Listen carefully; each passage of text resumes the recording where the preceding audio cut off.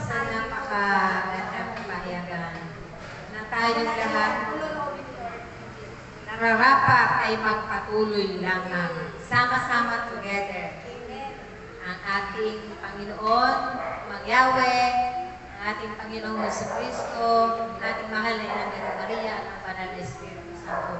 Yun dapat ang hangarin natin lagi sa ating buhay na kasama natin sila.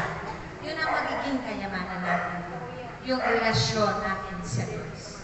Dahil ito ang magiging daan para tayo ay makapag-impok ng kayamanan sa kalangitan. Ito yung pag-iipon natin, yung paghahanda natin sa darating na panahon at pagkakataon kung ano ang kalooban ng Diyos sa bawat buhay natin. Amen. Kasi siya lamang ang nakakaalam ng lahat-lahat. Magaganap, mangyayari o ano paman na ating mararanasan at makakamtan sa ating paglalakbay sa mundo ito. Dahil tayo ay may kabilang buhay pa. Ang ating physical na katawan ay mabubulok.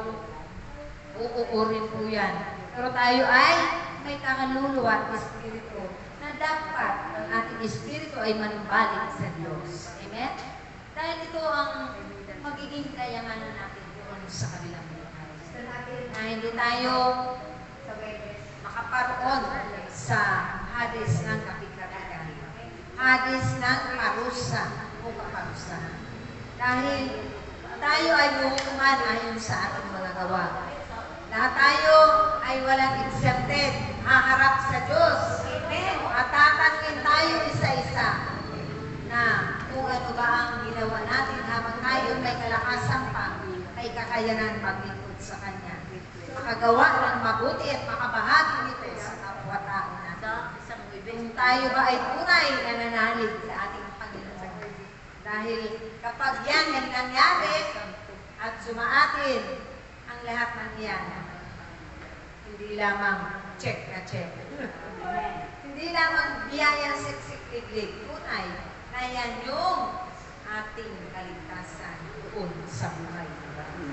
Amen? So yun lamang po. God bless us all. I love you. You with the love of the Lord.